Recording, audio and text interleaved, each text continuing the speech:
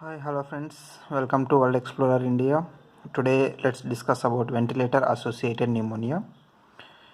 Disclaimer: this guideline is not to replace clinical judgment but to give organizational framework. VAP is ventilator associated pneumonia. This is hospital acquired infection that occurs usually after 48 hours after the endotracheal intubation in ICU.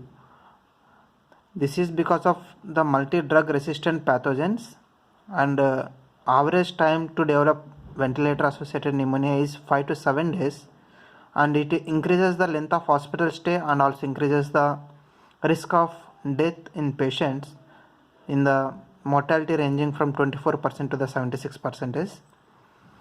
So these are the risk factors for multi-drug resistant pathogenesis causing ventilator associated pneumonia.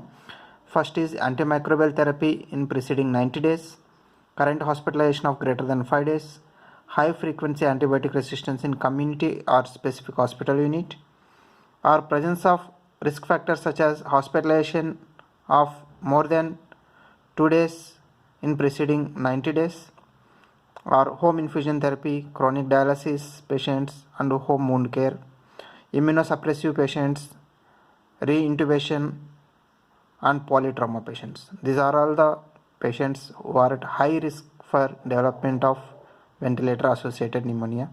Among all these, re-intubation is the most important cause for the ventilator associated pneumonia. The infection control measures related to VAP are staff education, compliance with the alcohol based hand disinfection, isolation to reduce cross infections, surveillance of ICU infections, and antimicrobial therapy for suspected patients with healthcare associated pneumonia. The causative microorganisms are Pseudomonas aeruginosa, MRSA, methicillin resistant Staphylococcus aureus, Acinetobacter, E. coli, Escherichia coli, Klebsiella, Enterobacter, and oropharyngeal commensals such as Viridians group, Streptococci, coagulase negative Staphylococci, Neisseria species, Corynebacterium species, and it even because of fungal or viral. Fungal includes fungal aspergillosis, Candida albicans, and it may be because of viral influenza, parainfluenza, adenovirus, and respiratory syncytial virus.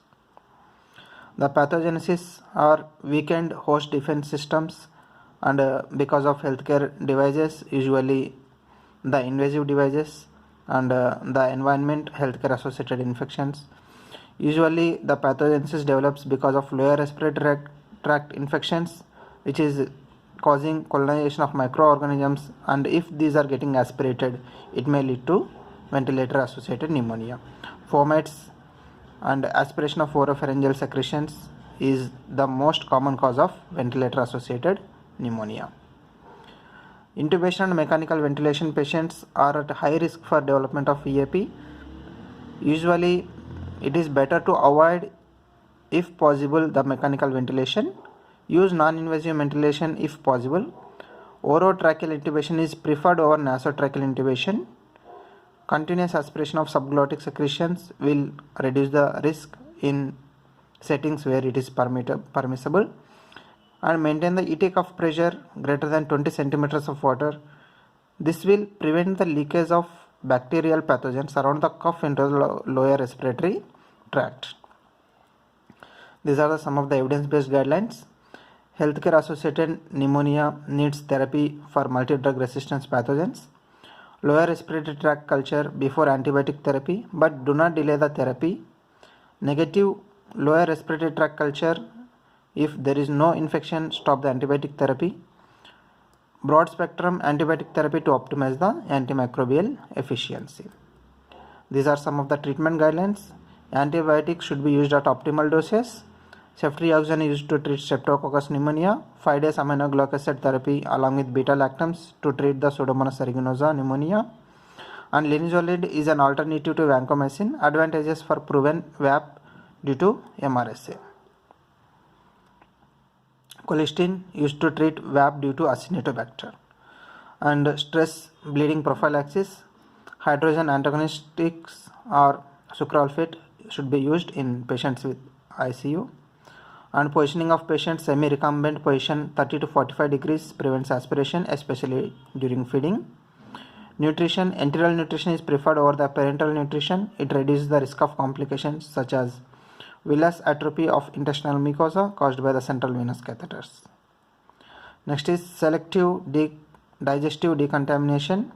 This is the modulation of oropharyngeal colonization by combination of oral antibiotics, usually chlorhexidine is used in oropharynx, and selective oropharyngeal disinfection or regular oral care.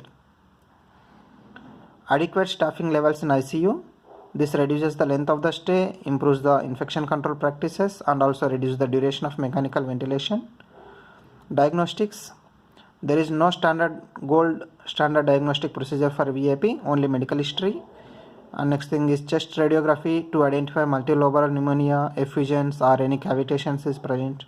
Arterial oxygenation to identify whether patient is landing up in either metabolic or respiratory acidosis or multiple organ dysfunction syndrome.